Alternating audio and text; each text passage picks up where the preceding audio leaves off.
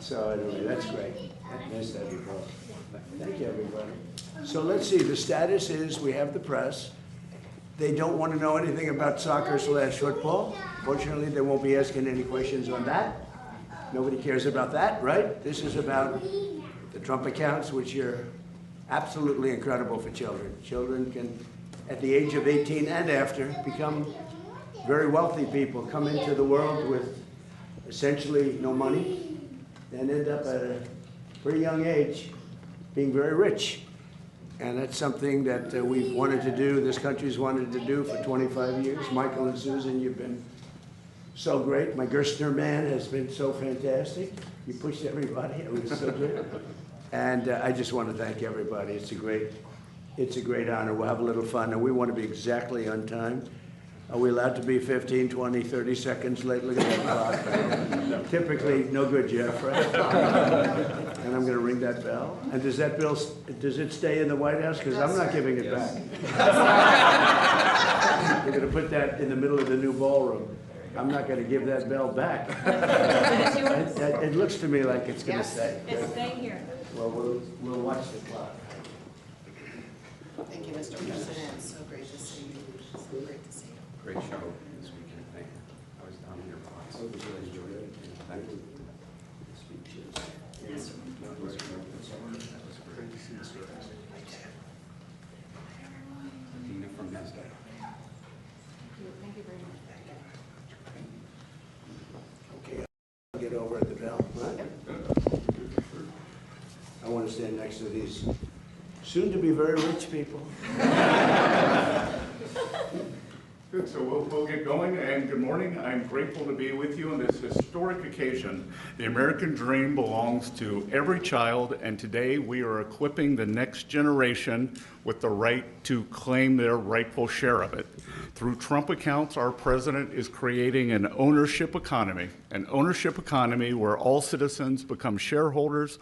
38% of American families do not have any exposure to our great equity markets, but with Trump accounts over time, we can get that number to 0. Already 6 million American children have signed up.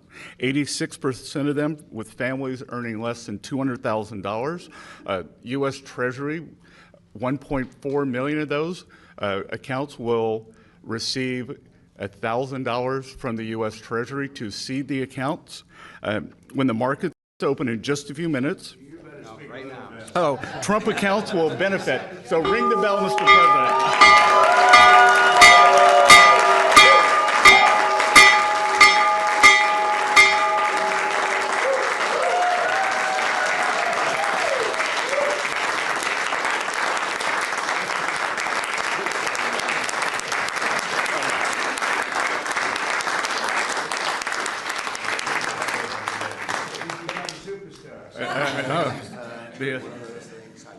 So I will just finish by saying, on the eve on the heels of our 250th anniversary, that this will be one of the president's most enduring legacies, and the great bounty of this will go for generations to come.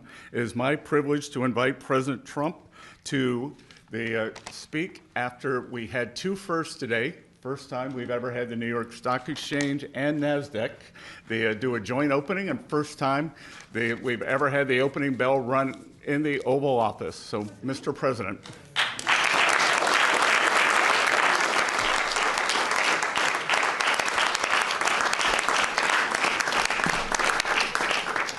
Well, this is very exciting, an amazing achievement. People, we don't know this, Michael, but people have been trying to do this for 30 years, and they were so generous. He put up, and she put up, I think she more than him, maybe. Both very much involved, but Michael and Susan put up $6,250,000,000, and I'm sure if I make a phone call, they'll do it again. The job they've done is incredible in life, so we want to thank you very much.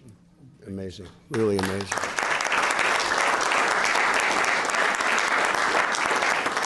And our friend from Micron, by the way, called me on Friday, and he said Micron's putting in $250 million, and he's done a phenomenal job. And $250 million, and many other companies and people are putting up tremendous amounts of money. and it's something I'm very proud of. Some people think it's going to go down as one of the most important things we've done during the administration. So after a truly historic weekend celebrating the 250th anniversary of America, today we're thrilled to officially launch the Trump Accounts. And we had some beautiful people and speeches and tremendous crowds. We had the biggest crowd anyone's ever seen that unfortunately lightning caused it to leave. And everybody said, well, we'll do it another time. When I heard that, I said, no, we won't. Everybody had left. I said, we're not doing it another time. We're doing it on the 4th of July. And we actually started the speech on the 4th of July. We had to wait a little while, like a couple of hours, let the lightning pass. And everyone had left. And we came back, and they had 150,000 people came back from they took their car. They're going back home to Texas. They turned their car around. They came back. You wouldn't believe it, 150. I think the 150 was more impressive than the 425 or whatever it was. It was pretty amazing. And Mount Rushmore, likewise, was so incredible. So people love our country. Our country is doing incredibly well. Strongest military in the world has been displayed with Venezuela, who we're getting along with fantastically now. We've taken hundreds of billions of dollars of oil and given them hundreds of billions. They have more money than they've ever made. And we're doing very well. We paid for the war many times over. And then Iran, we're doing actually equally as well. We're just not getting the kind of coverage that we should. But we have eviscerated them military. And the bottom line is our country is strong. We have the greatest military anywhere in the world. I was with President Xi 3 weeks ago, and I said that, and there was no argument. Nobody's arguing. We built it during my first term, and we're using it now for very good reasons, because in this case, Iran can never have a nuclear weapon. We can never let that happen. On Saturday, July 4th, our administration deposited one-time seed contributions of $1,000 each into the Trump accounts of over 500,000 American children. It's a lot. And millions more will be getting additional contributions from generous donors like, as I mentioned, Michael and Susan Dell. They are truly incredible people. Go out and buy a Dell computer. He's not doing it for that. But I'll bet his business, Brad, has gotten even bigger. I have a son that loves their laptop. I have to tell you, no, I want a Dell. We're going to get him that money back one way or the other. And then I'll ask for another $6,250,000,000. We'll start the whole process all over again. No, he makes an incredible product, and right from the beginning. And Brad Gerstner has been pushing this, so he's a very successful man. Not quite as famous as the Dell family, right, of Michael, but you are. He's an amazingly successful guy, and he's put up a tremendous amount of money. And again, I want to thank Micron and all of the companies that have already called me, and they're putting up a lot of money. This is nothing. This is not me, and putting the name on it was not my idea. That was a whole group of people that passed legislation, because this is all made possible only by the passage of the great big beautiful bill. And I knew that this was happening, but I didn't know. All of a sudden, I see my name on it in the bill, but I'm very proud to have my name. They think it would sell. They said, it'll sell better if your name's on. I said, look, leave it on, but I did not. I just want to know, I did not ask for it. Michael, is that a correct statement? Did I ever go to you and say, Michael, don't put up the money unless they use my name? No. But I have done that in other cases, I will tell you. In certain other cases, I've done that, right, Scott? But not in this case. This is a very special kind of a thing that took place. It's in a way, it's a miracle. Nobody thought it was possible. Think of it. Children that are born without money, without any money. Great parents. They can have everything can be great, but they have no money. They can become very wealthy children at 18, and they can flip it over, or their people can flip it over into other vehicles at a certain age so that they don't take it out. I would recommend they probably don't take it out. But they can have a lot of money, especially if the market continues. Can you imagine if you did this during Trump a year ago, a year and a half ago, where the market's gone up at levels? As an example, everybody said when I got elected, there's no way that during the 4-year period we'll ever hit 50,000 on the Dow. And we hit 50,000 on the Dow, I would say, in the first year, records. We had records. what NASDAQ has done, what the New York Stock Exchange, all the stock exchanges. 7,000 on the S&P was impossible during the first year, but they really thought it was impossible in 4 years, and we hit it before the first year. So if the children had invested the money a year and a half ago, we should have acted faster, actually. It's too bad. But it's going to go up. We have a hot country. It's going to go up. I think the market's going to go through the roof. When all those factories open, they're being built all over the country at record numbers. We have never built in the history of our country what we're building now. We have $19.2 trillion, and much of that money is going toward building factories, plants, AI, automobile. We've never built as many automobile plants. They're all over, and they're coming from all over the world. You know why? Because they don't want to pay tariffs. If they build their cars here, they pay no tariffs. So Japan, instead of making them in Japan or South Korea, instead of making them in Germany with Volkswagen and Mercedes and BMW, they're all building plants here now. They're coming out of Canada. They're coming out of Mexico. Mexico took a lot of our business, so did Canada. They're all coming back. I don't know what the countries are going to do, but they're all coming back. So today, with the ringing of the opening bell for the stock market, those accounts will now begin to grow right along with our booming economy. And I really believe we're going to have the biggest boom of all right now. You haven't seen anything yet. Between individual contributions and the seed funds, $800 million in new capital will be invested in the stock market for America's children this week. And I also think that we're going to be putting numbers in the budget which will be really spectacular, because it's really not costing us anything. We're giving this money to children so they can have a good life. Very early on, they can have a good life. And we're going to be doing also something we're working on later on, and it'll be also, I think, very popular. And I guess the best definition is they have a plan in Australia, which people really like. It's really worked out very well, incredibly well, and very respected. And we're going to be talking about that with Congress and see if we can implement it. And that would be more for grown-ups as opposed to children, but it's something that's going to be great, I think, if we can get it done, and we're going to try very hard.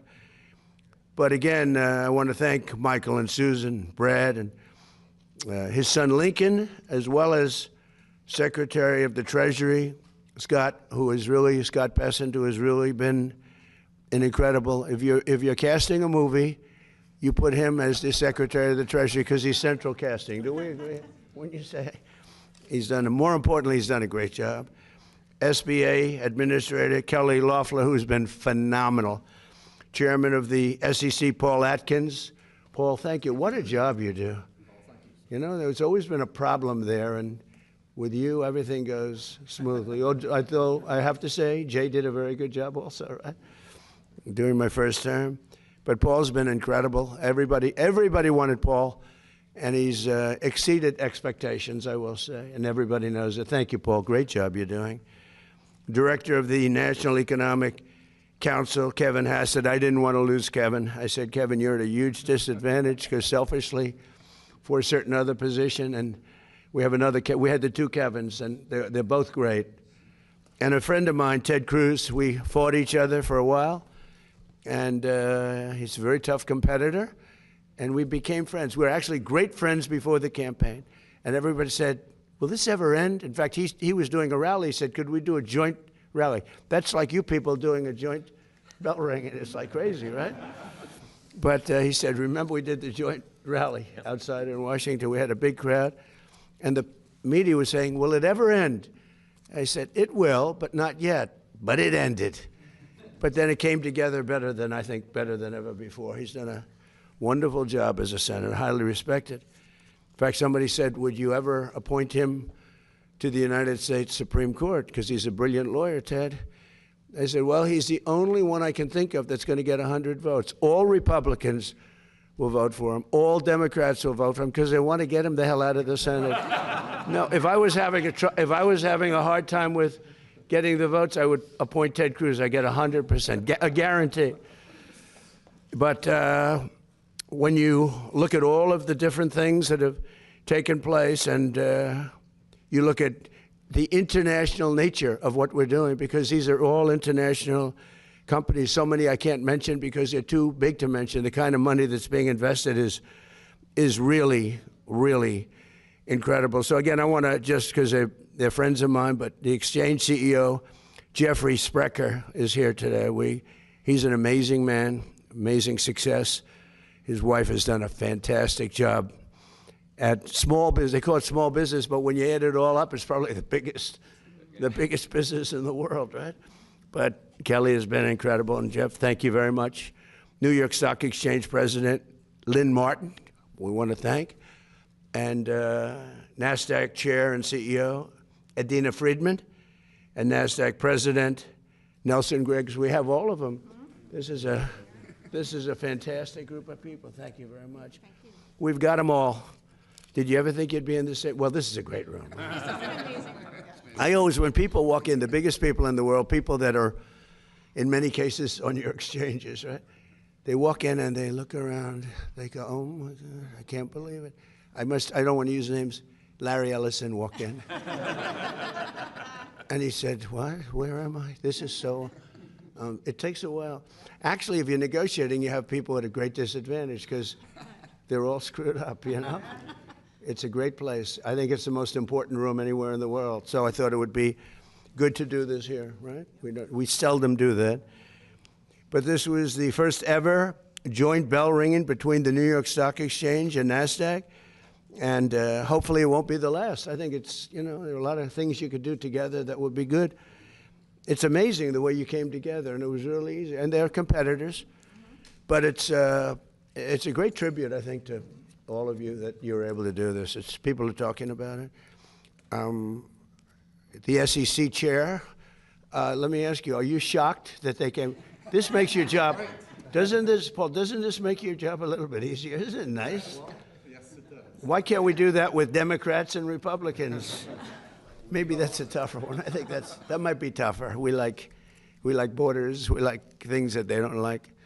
But if parents have not done so already, and they are doing so in record numbers, they should go right away to trumpaccounts.gov and sign their child up for a free investment savings account. And again, a lot of people are people that are uninvolved in terms of they don't have the children, but or their children are older, but they're putting millions and millions of dollars into the accounts of poor children, financially poor children. And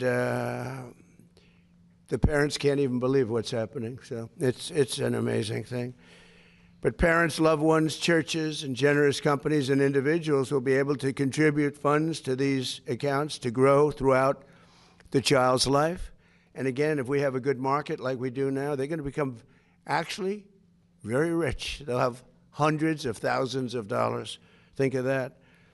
Think of it, a child that has no money can have hundreds of thousands of dollars at a very, very young age.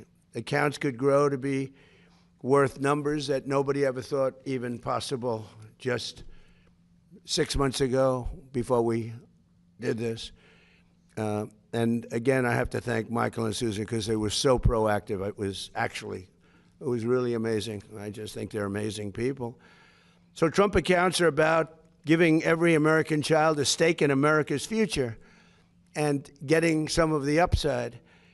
And nobody's seen anything like it. And senators like Ted Cruz were at the forefront, and they should be really commended. People have to remember it in the future.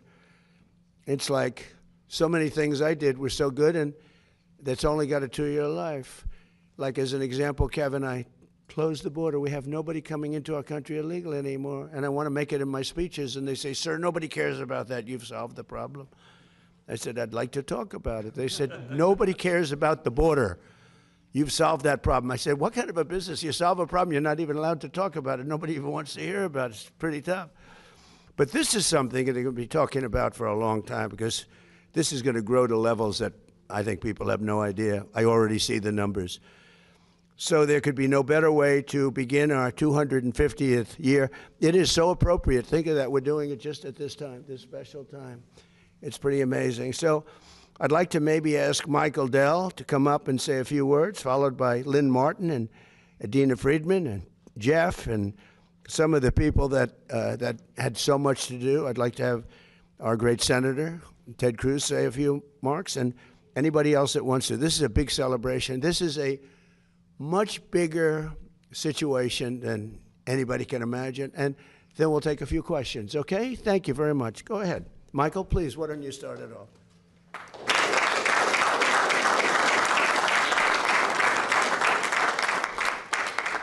Thank you, Mr. President.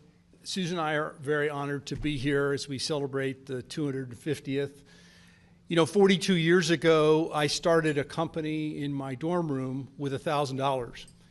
And today, every newborn American child will start their life with $1,000 invested in America's greatest companies, compounding for the future. But Susan and I didn't want the children that were born just before to be completely left out. So we are contributing $6.25 billion, $250 to 25 million eligible American children born between the ages of 2016 and 2024. Invested in America's greatest companies for their future, for their tuition, for down payments, for startup capital for a business. And to every business leader out there who hasn't already joined us, please join us. You know, 250 years ago, our founders, in the Declaration of Independence, which is right there, pledged their fortunes to an idea. Today, we're pledging our fortune to the next generation of children. So to tens of millions of American children, your American story starts now. Thank you. Susan.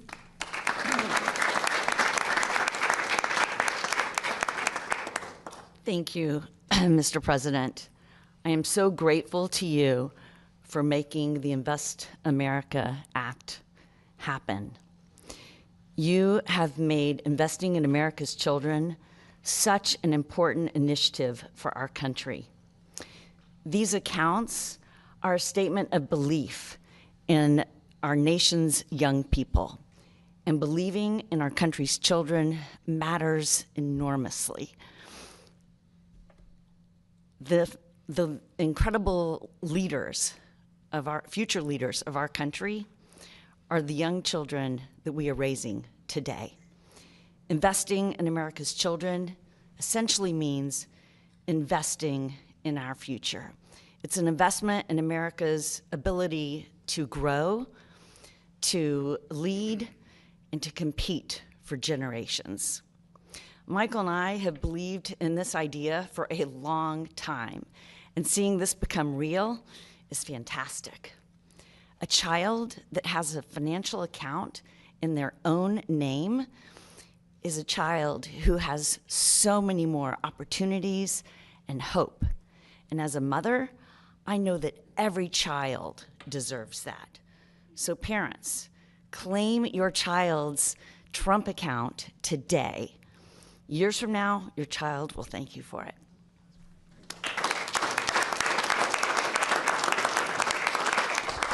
Mr. President, thank you so much for having us today. It is truly an honor to be here for this occasion.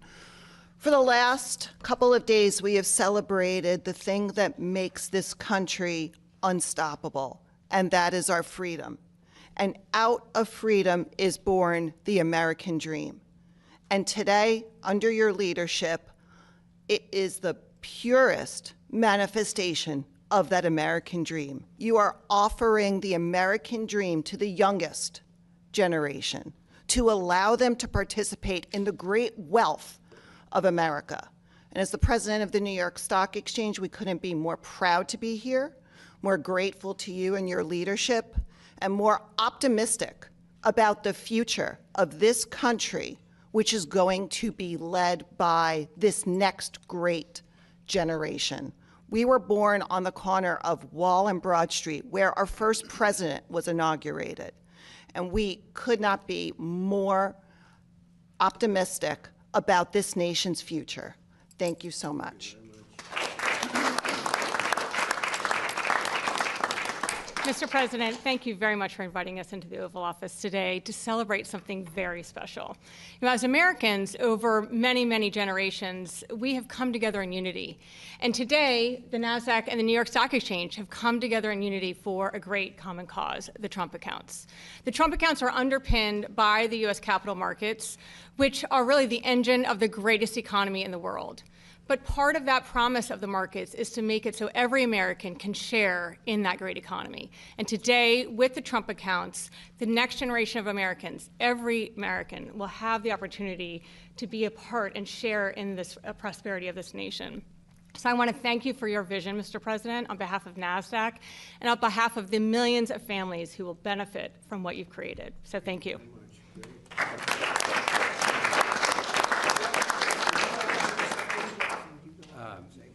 So hi, I'm Jeff Sprecher, the Chairman and CEO of the parent company, the New York Stock Exchange. One of the things that we celebrate on Wall Street, and we all in this room, we talk about Wall Street as the capital markets, and I don't think people realize that partly why Wall Street has its prominence is that our first president was sworn in on Wall Street, and the New York Stock Exchange was started to finance a brand new government and a brand new vision for a country. So it's amazing that 250 years later, this president is making that available to all Americans directly. And so it's incredibly fitting in my mind that we're here in this capital, which obviously is no longer New York, to widen the markets for everybody in the country. So thank you, Mr. President. Yeah, thank you. Mr. President, thank you for having us here. This is truly a remarkable day, remarkable setting for what has been a historic event. And at NASDAQ, every day we get to see brilliance come through the doors. Companies that have created jobs, that have created an economy, and now the fact that's able to be shared for all these children is just a remarkable, remarkable feeling to be here and to look what we've created. So congratulations. Thank you. Great job. Thank you very much. It's great to be here, Mr. President. We wouldn't be here without you. It was just over a year ago that Michael and I shared with you the idea for the Invest America Act.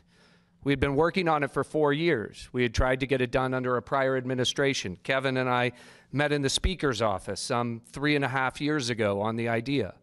It took this president and his entrepreneurial courage less than a minute to say, this must happen. This is the whole purpose of my presidency, the Main Street agenda, the 70% of people who have been left out and left behind, who feel they're no longer connected to the American dream, and he called the Speaker and told him to put it in the reconciliation bill. That, my friends, is leadership. It doesn't just happen. In fact, it rarely happens in a place like Washington.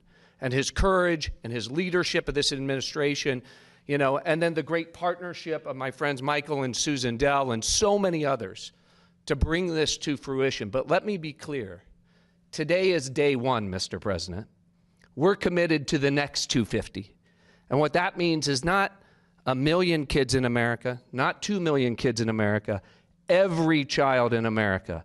All 70 million kids under the age of 18 deserve to have one of these accounts. We're going to get the accounts open for them. We're going to get them fully funded. The outpouring of support from America's corporate leaders, small business leaders, moms and dads, great philanthropists, we believe will raise over $100 billion for America's kids over the course of the next 12 months.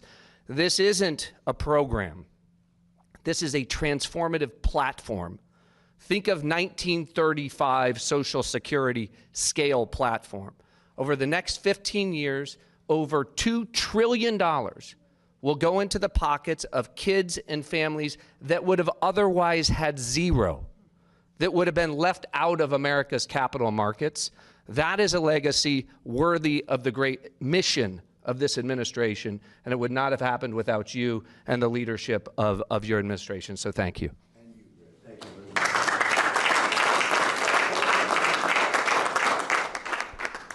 Mr. President, I want to congratulate you on your historic leadership.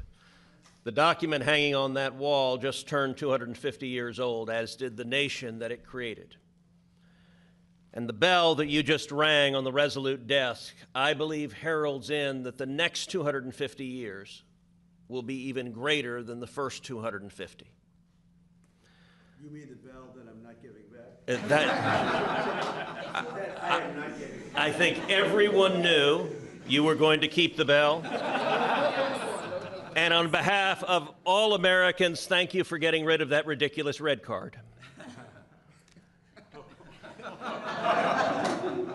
This is his. That was interesting. It was spectacular. There was a reason the FIFA trophy sat here for as long as it did. Mr. President, this program, a second ago, Brad made reference to 1935 and Social Security. Trump accounts are in many ways Donald Trump's New Deal.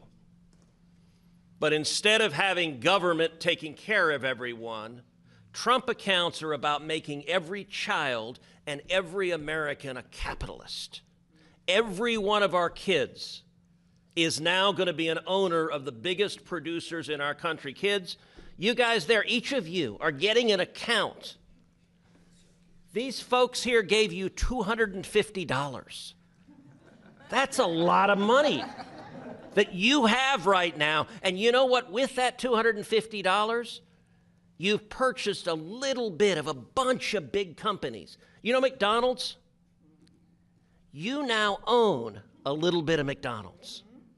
When you go to McDonald's, you can look around and say, I own this place. If you get on an airplane and fly, you look at a Boeing airplane, you now own a little bit of Boeing.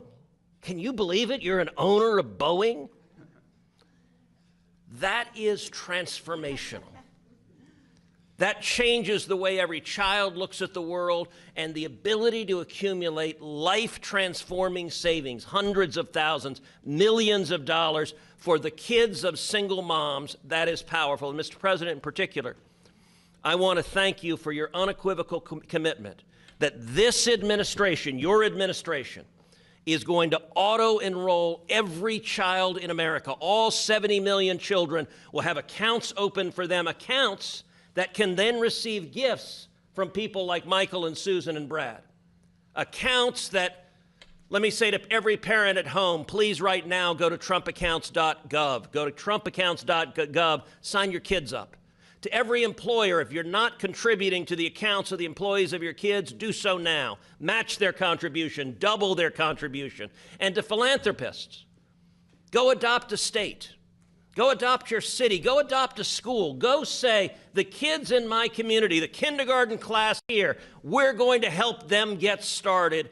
This is a moment, I believe, transformational to make sure the next 250 is even better than the first. Thank you, Mr. President.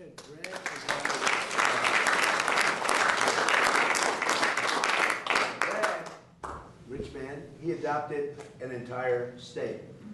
Yeah, so I'm from Indiana, and we're going to add $250 following Michael and Susan to all kids in the state of Indiana under the age of 5. Ray Dalio in Connecticut. We have lots of philanthropists. They're adopting states, cities now. We have the city of San Francisco has been adopted, the city of Oakland, and recently with with Katie, we've adopted a school in the city of Durham. We've adopted a Boys and Girls Club in Philly. We've adopted, a Big Brothers Big Sisters in Newark, New Jersey last Wednesday. And it's all to show the country the art of the possible. When you create an open source platform, anybody can give to anybody. These accounts have a QR code in them, and somebody sends you the QR code and you just double click on your phone and money goes into the account. Thank you to Joe Gebbia and the National Design Studio for their incredible work on the accounts. Thank you. The head of the SEC. So, thank you, Mr. President. Paul Atkins, Chairman of the SEC. So this is an amazing day, and really I salute you and Senator and Secretary Bessent for all that you've done, to help these accounts go, and then the philanthropists who have also put money into it. But the Senator has it exactly right. We have to remember that all the folks who signed that document 250 years ago, they understood well that America was actually an investment before it was a nation. So joint stock companies were stood up in England and France and the Netherlands to establish New Amsterdam, for example, now New York. and to support the people there. So that is in our blood as a nation. And everywhere I go around the world to talk to my counterparts, finance and other regulators around the world, they always ask me, how do we replicate America's whole ethos of investment and risk-taking? Well, this is exactly how to do it. As the Senator said so well, for the next generation to have a feeling that they have a real stake in our economy, in the products that are made for their benefit and for the benefit of the world, frankly. So I think it's an exciting day. Thank you very much for your leadership, and I'm really proud to be a part of it. Thank you very much.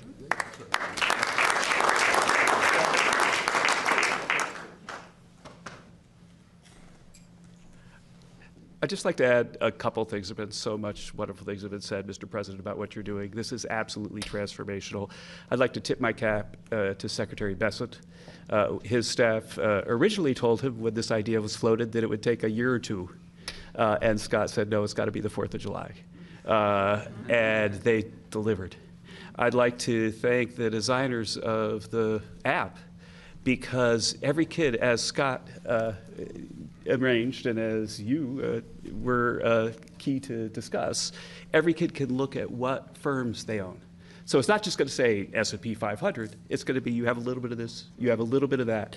And so we believe what it's going to do, sir, is connect America's youth to our vibrant economy in a way that's never been done before. So thank you very much.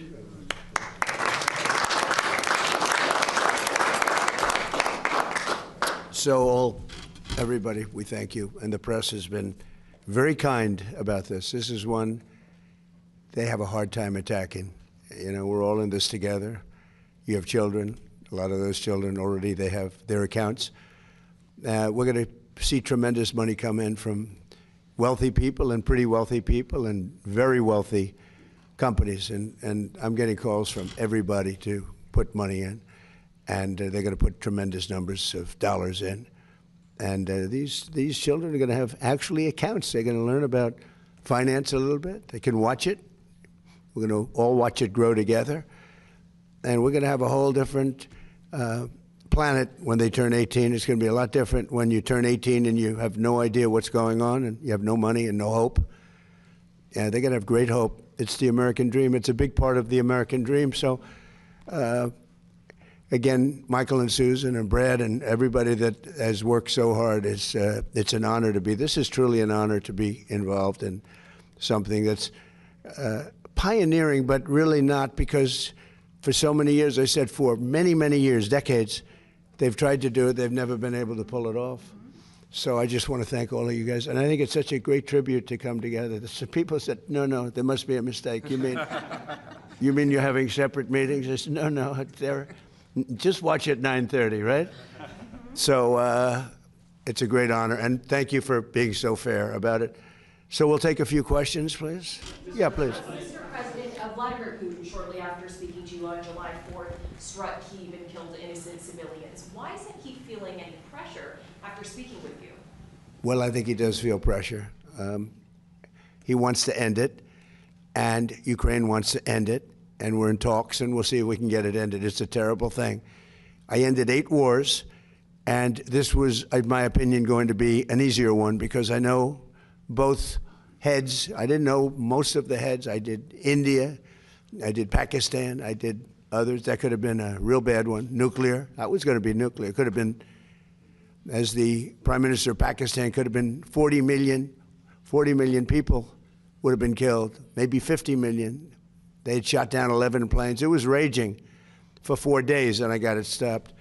And I did that, but this is one that I think we're getting much closer than people realize. And President Putin wants it to end. I will tell you that very strongly. A good call. And President Zelensky actually wants it to end now.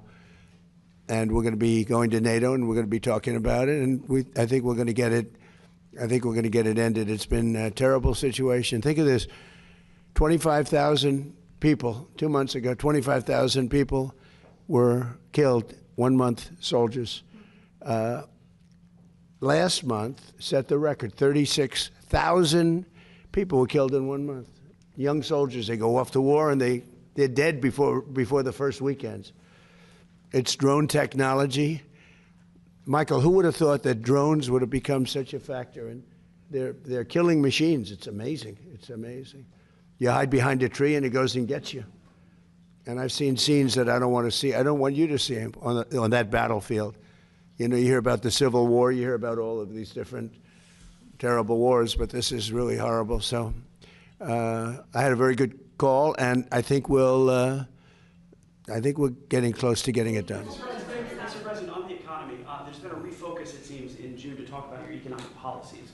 When do you think that message will change the perception of Americans related to the economy? Well, I think people know.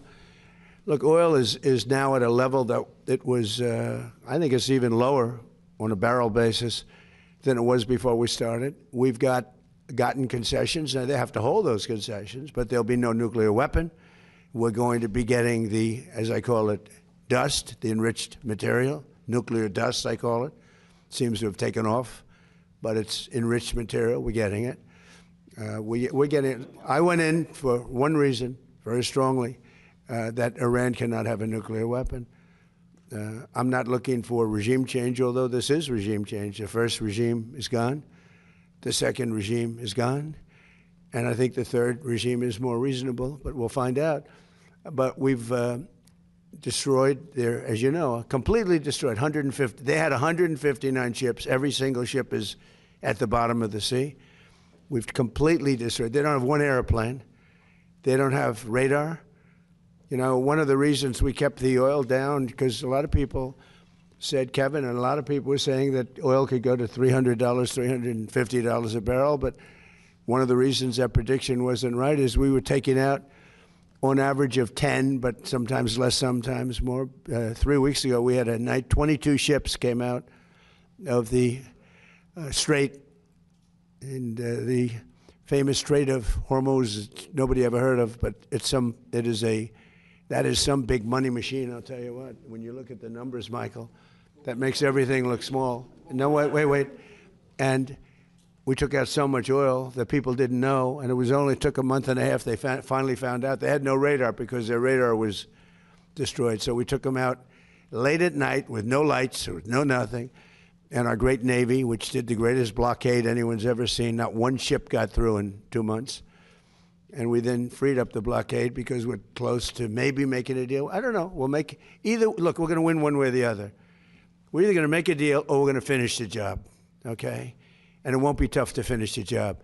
I'd rather make a deal because I don't want to affect 91 million people. We can knock down their bridges in 1 hour. We can knock out their energy supply, all of those big plants that they built, big, beautiful, modern plants. They had a lot of money. They don't have any money now. We haven't given them any money. But we can knock out their electricity and power generating plants in, I would say, a small part of an afternoon. Every plant will be gone. And they know that. They know that. Please. Daniel, go ahead, please. Go ahead, please. Thank you so much. No, right behind you. You know why? He's a friendly voice. Go ahead. I wanted to thank you first and foremost for the Trump accounts. You see? That's what I call a reporter. He's actually a great reporter. So he'll directly benefit from the accounts. Good. Thank you. Fast forward 18 years from now, and a lot of these kids are 18, and they can look at the Trump accounts and they see hundreds of thousands of dollars from them. What lesson do you hope they'll walk away from and think about you regarding this program, and do you think this will go down as one of, if not the signature policy achievements of your I hope so. I think it will. I really believe it's going to be one. I think we've done a lot of great things, but I think this will be one of the top. It's going to teach children to be entrepreneurial as opposed to the threat of communism that you're seeing a lot. This is not social democrats, by the way. That's a beautiful, we're social democrats, they say. They're not social, they're communists. They want to destroy our country. We're not going to let that happen. But this helps, even from the parent standpoint. You know, they see their child getting richer and richer as the market goes up. If it goes down, they don't lose anything. They make money, they have money. But if it goes up, they could become actually rich. And the parents are going to be watching, and we're all going to be watching, and we're part of a very big and very beautiful game. It's going to bring them into the mainstream. It's going to bring them into recognizing, like Michael Dell. I said, how the hell did you start this thing? What he built is incredible. Now his product is great. But as he said, he made them, I guess, laptops. He made a better laptop on his bed in a dorm than they sold in the store. So he started selling them, I guess, probably during college. I don't know where the hell you started selling them, but you sold a lot of them. And it just cascaded. And then his greatest deal was he met Susan, and she probably guided him beautifully. That was probably his most important thing. And they have great children, great everything. But, it's a beautiful story. Think of it. They gave $6,250,000,000. And there's a rumor he's giving more. I don't know if it's true. I'm not holding him. I mean, it's hard to say, hey, how about doubling up, right? But think of that. And started with no money. He had a great brain, which is, that's better than money, I think. But, it's like an amazing story.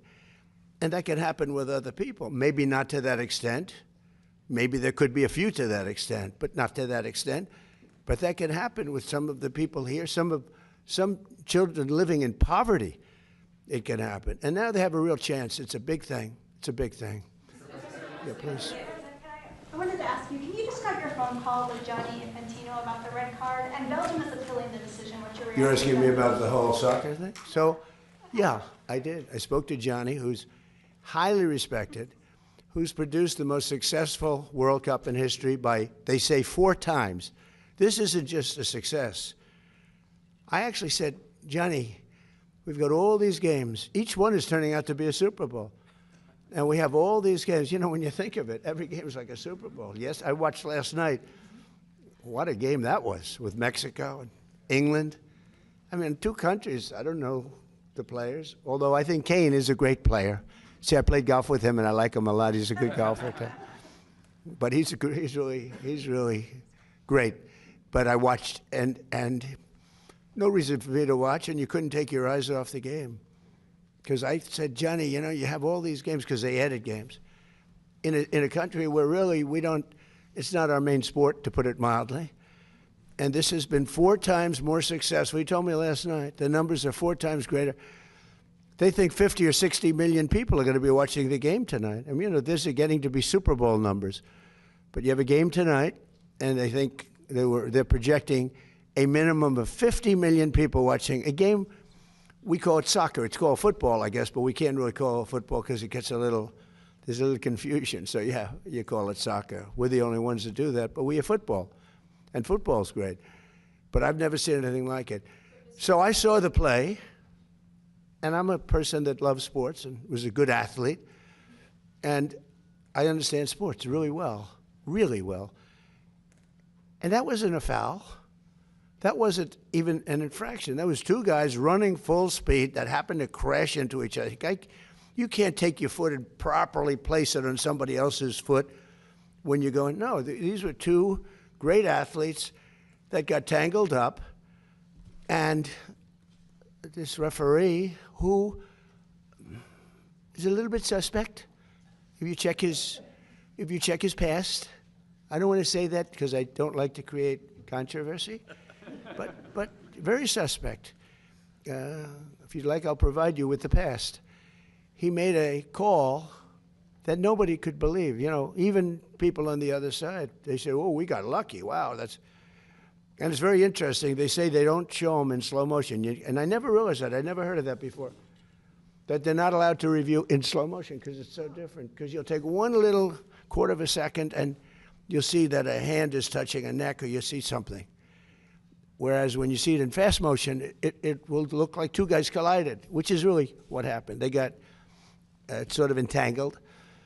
He didn't do anything wrong. And he's our best player or one of our best players. A very vital player. And he gave him a red card. I didn't know what that meant. I didn't think it meant much. Then I started hearing that means he can't play in the next game, at least in the next game.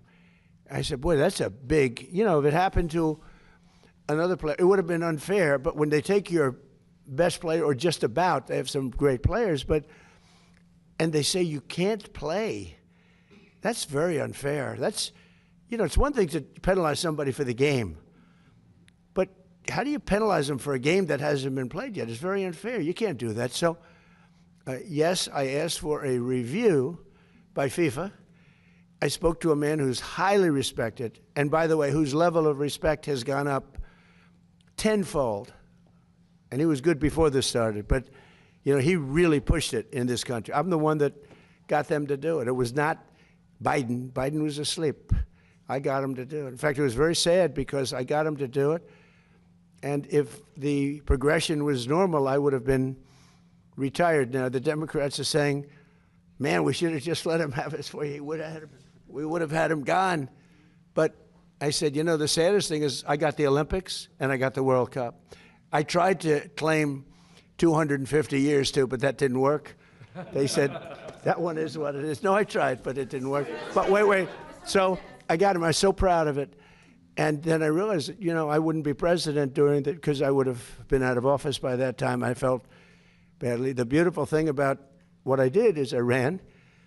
I never thought of it. And then all of a sudden I realized, you know, I just got the Olympics, and I totally got that myself. And I just got FIFA. I got that myself. We gave a little piece to Canada, gave a little piece to Mexico. I got that myself. And a lot of people helped, like that man right there, Kevin. A lot of people, you know that. We worked hard on that, and we got it. But what we didn't know is how successful it was going to be. I didn't know. I said, Johnny, is anyone going to show up? Because, you know, we're not really, I think soccer's doing much better, but I couldn't imagine. If you would have said to any very smart of these, like people like this, that the numbers they're doing now would be happening, they've never seen anything like it. Think of it.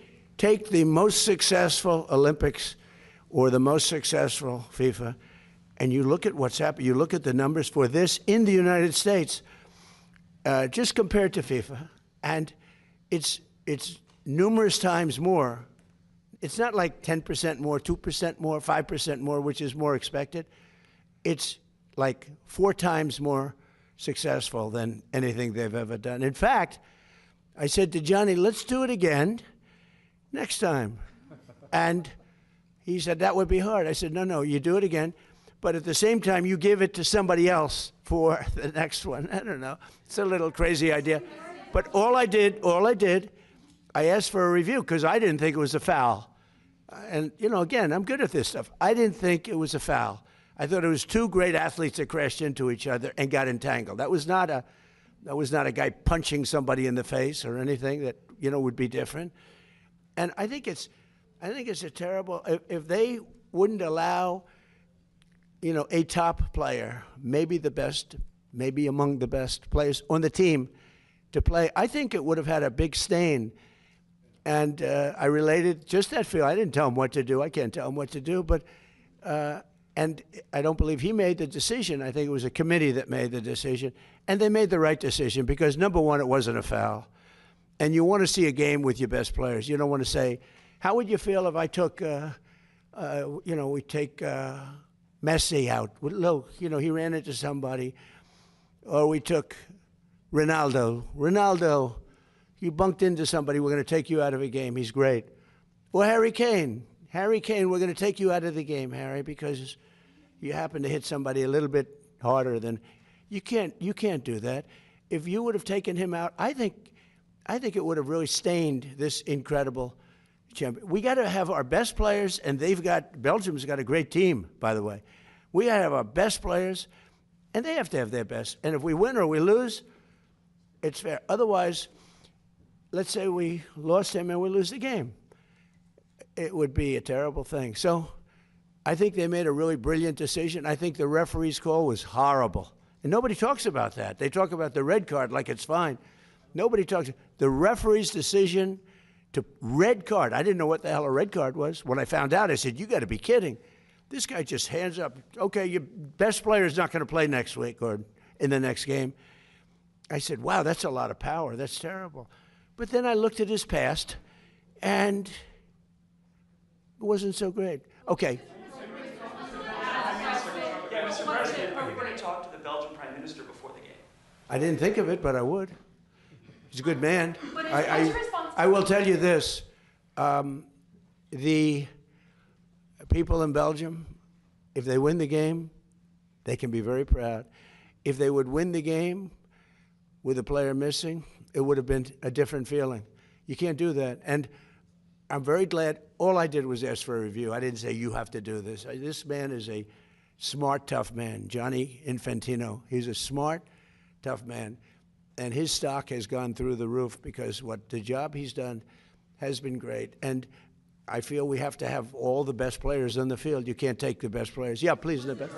On the Trump accounts, thank you. Liam Cosgrove with Zero Hedge.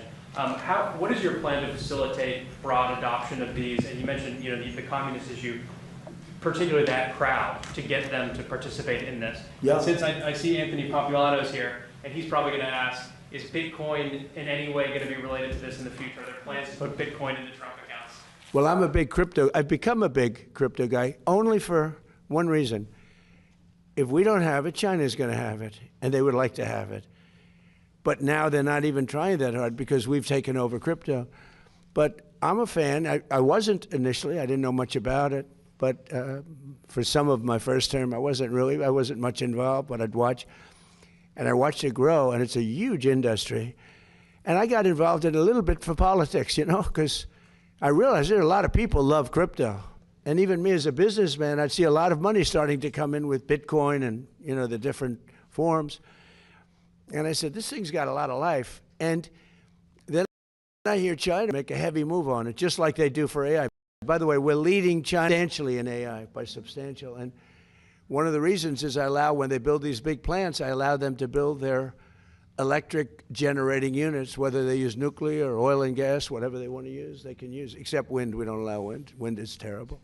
It just doesn't work. It's too expensive, no good, bad for the environment. But, and they're building their own plants with some of the greatest electric producing plants that you've ever seen. I mean, they're teaching the companies that produce electricity, they're teaching them how to do a plant. So that was my decision. That was my idea. Because we have an old grid, it's tired, it's old, it would take years to fix it. And now we're actually taking the excess energy that they make. We need more than double the energy. If you take all of the electric that we have now, you need more than double it to power that industry, which is so shocking. When I first heard that, I said, no, you mean like a little, I couldn't believe that, Jeff. I heard more than double. So all the electric we make for everything to power that one industry. Now, with that being said, it's a massive industry, and it's going to be for good. I mean, look, we're going to have guardrails, and we have guardrails. You saw that a couple of weeks ago. We were able to stop something that we didn't like. And by the way, the company was very good. They were very good. You know that. But it can be used for tremendous good, and mostly good and some bad, and the bad we have to stop. But it's a massive industry, and I think things are going to happen. What you're seeing here with the kids, I think something could happen in that regard, too, with a contribution to the people of our country. I'll give you a little inside information. Am I allowed to do that? Well, we have Paul. Am I allowed to do that? That's a little inside information. You understand? Scott, you know what I'm talking about. No, I think you're going to see a contribution made by those because they're making tremendous amounts of money. They're also creating tremendous, the things that are happening in the world of medicine because of AI is not even believed. I'm friends with many doctors because of, what I'm doing as president, and I've become very friendly with a lot of them. They're great. They're great as long as they tell me I'm healthy, okay? When they tell me I'm healthy, so far so good. Where's a piece of wood?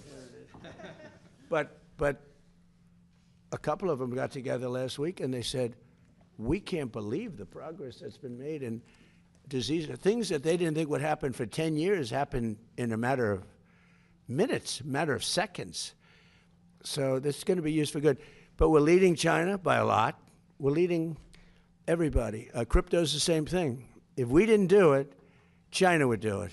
It's a massive industry. And frankly, when I went very pro-crypto. As you know, Biden was totally against it, but he has no idea what crypto is.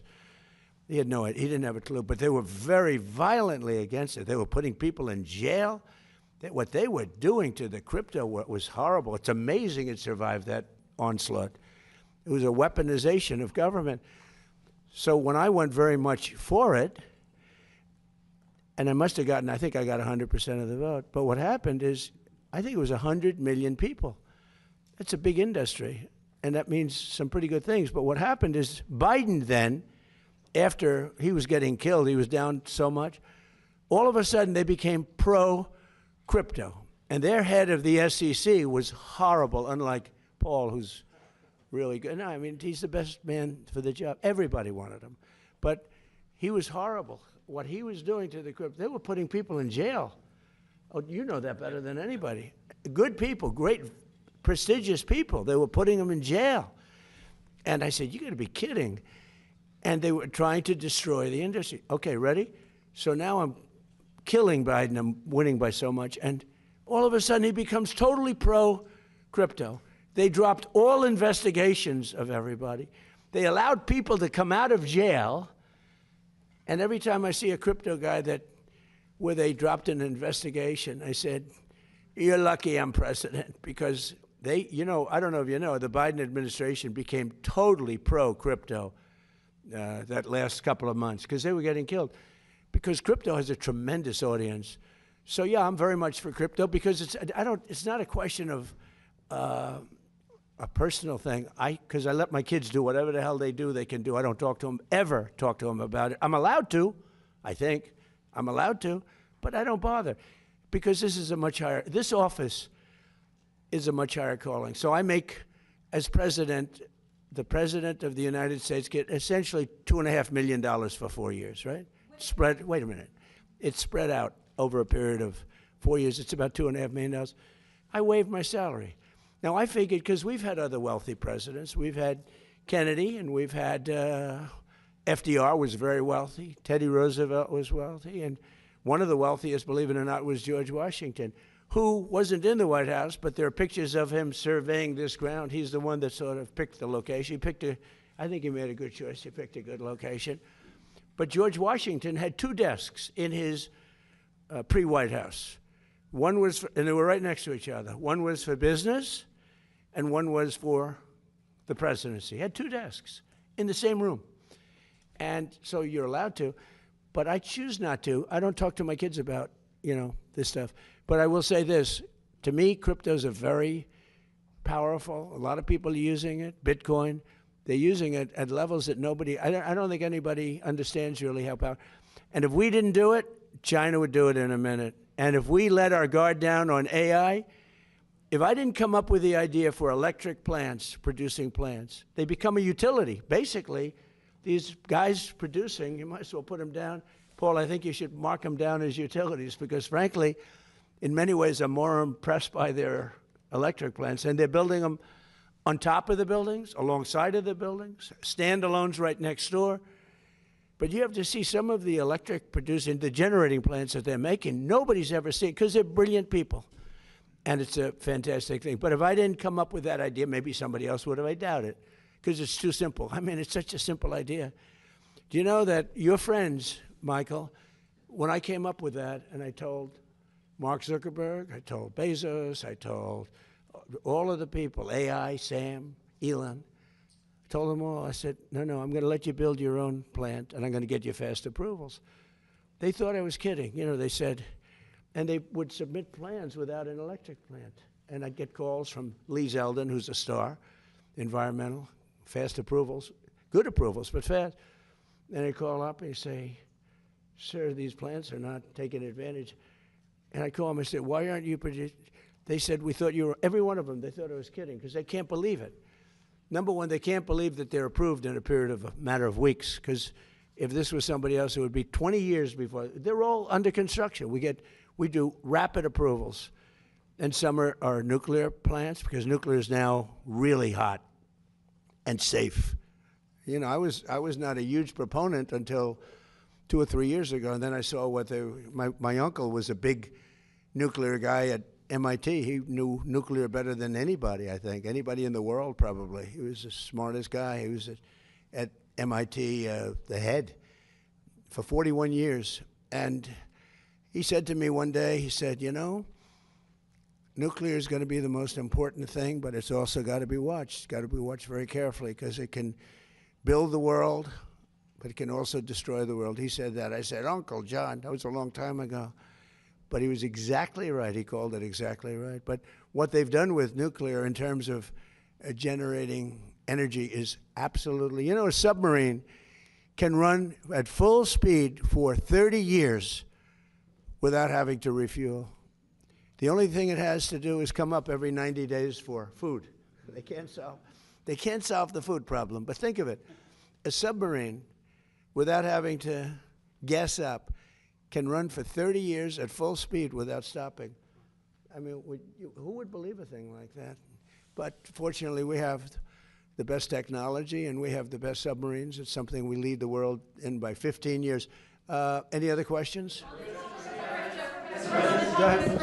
Thank you so much, Mr. President. What? I said thank you so much, Mr. President. Jennifer Schonberger of the Albemarle. On the Trump accounts, SpaceX president has said that she's going to donate shares to the Trump accounts. Have you spoken at all with Elon Musk about further share donations as well as other corporate leaders about share donations specifically? Look, I'm like a cheerleader for geniuses. I love geniuses. I love high IQ people. He's a high IQ person. I love high IQ people. And I speak to Elon, I speak to Mark, I speak to Jeff, I speak to everybody. By the way, in the first term, less so. In fact, at my first inauguration, none of them were standing behind me. They were just the opposite. And now at this last inauguration, every one of them was standing behind me. It was sort of amazing. No, I speak to all of them. And I encourage them. I want them to be tremendously successful. Now, there's a thing called TikTok. Have you heard of it? I was watching a show this morning, Maria Bartiromo. She's fantastic. And on her show, they were talking about the dangers of TikTok. And it's Chinese, a whole thing with spying and what they're doing with it. Well, except it was announced about 2 days ago, the new numbers just came out. You know who the #1 person in TikTok is by far? Trump, me. I just got, I'm #1. Like Taylor Swift was #11. I'm #1 in TikTok by far. And the numbers just came out, and I said, well, I'm hearing about how they influence. They're talking about their tremendous danger because they influence, but if they influence so badly, I mean, I'm saying all things like I love our country, we got to stop communism, we got to this and that, we're doing a lot of things, but I'm by far #1. It was sent to me by, the list comes out, #1, #2. I was #1 by a lot. So I guess maybe, I don't know, maybe they're bad, maybe they're not. I know one thing, great American people, tremendous business people and companies bought it. I called President Xi and everyone said he was a hard no. He was a hard no, but I said, it's a good thing for TikTok, but it's good for us too. American companies, great ones, own our TikTok, and it's very influential. But I'm #1 by a lot. So, I hear this thing was on today, Gordon Chang. I like Gordon Chang, but he's always so negative. Nobody's been tougher in China than me, but Gordon Chang, and he's a nice guy. It's like the world is falling down. It's not true. It's not true. We have to be careful because China's a great competitor. But, he was talking about, we must stop TikTok. I'm #1 on TikTok. I think it helped me win the election in a landslide, if you want to know the truth. Yeah, please. Do you work on the White House? Are you building a helipad? Are you building the helipad? That's a helipad, yeah. So for 50 years, we've been landing helicopters on grass. The grass is wet, soggy. The helicopters sometimes miss their little mark. They send people out, Marines. I watch them do it. They march out so beautiful, great guys. They have a piece of metal that he put down. And except for the fact that these pilots are so good, they almost hit the mark all the time. But sometimes they miss. They're half the size of this desk. Think of it, you're landing a big chopper. But, years ago, and they just got produced, but during my administration, they ordered brand new helicopters, the big ones, the ones for President. It's called Marine One. And our other Marine Ones are about 40 years old. They're old, like Air Force One. It's time to make a change. And other presidents wouldn't do that because they think it's not good to make a change to luxury, but you got to do it. Other countries have them. So Sikorsky we ordered a number of Sikorskys as the helicopters back and forth. Well, they're about 2.5 times more powerful than the old ones. And when you land on the grass, it's not that the grass gets discolored, it gets ripped out. And it was all over. They landed it once, and nobody planned for this. This was a little bit of a planning mistake. So they landed the helicopter, and half of the grass was sitting in front of the Oval Office front door. The rest of it was scattered all over I mean, literally, it didn't singe it. It also singed it, by the way. But it literally lifted, because of the power. It's tremendous. And everybody said, well, we'll keep using the old helicopters when we have to land at the White House. And for everything else, we use the new helicopters. They said, that's a pretty expensive deal. You wouldn't do that for your company. You'd figure out an answer. So I said, because I have helicopters, and 3 of them.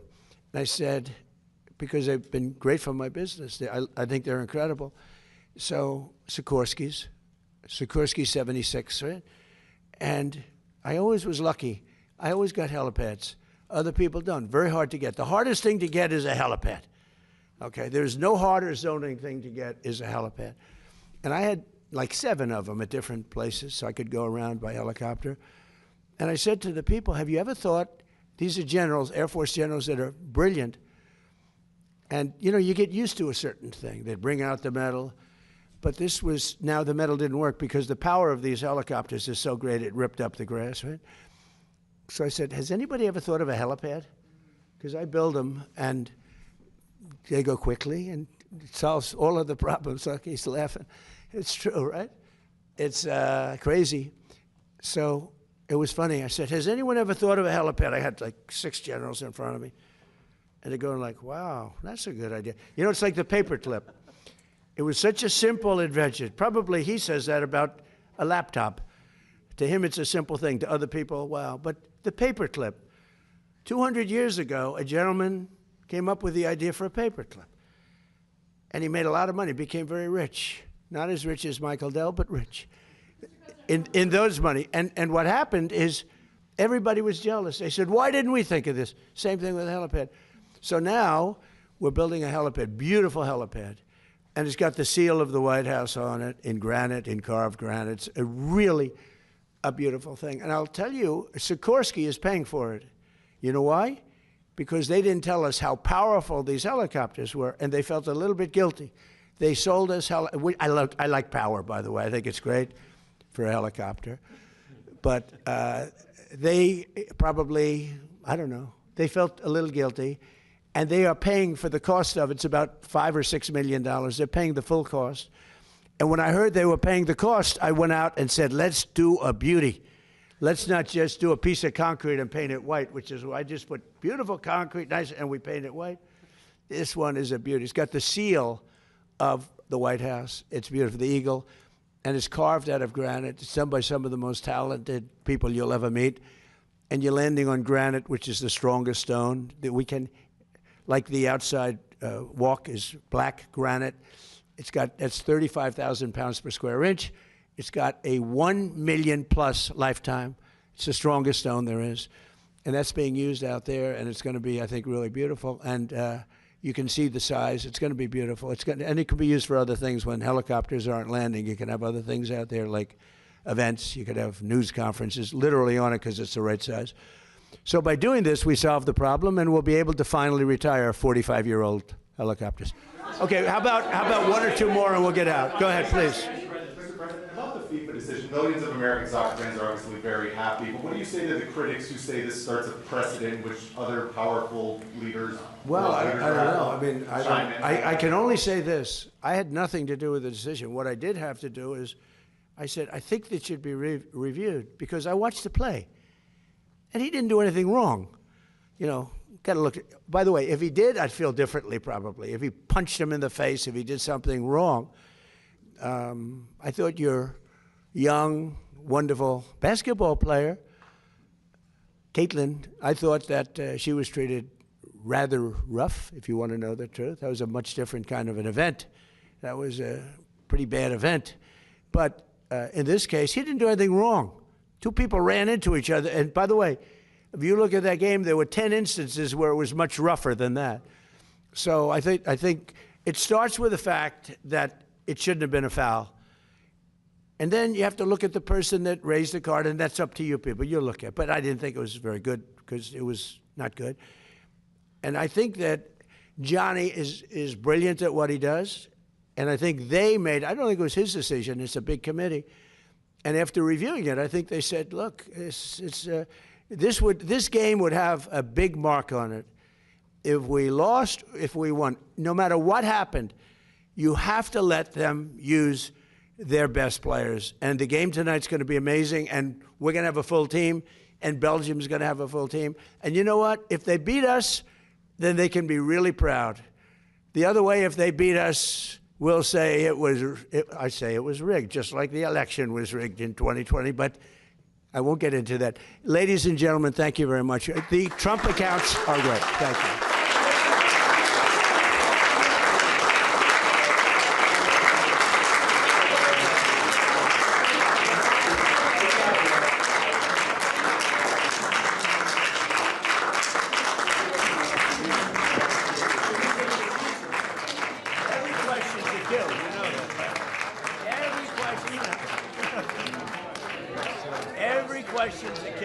Sir, we don't have a helicopter, we have a delicopter.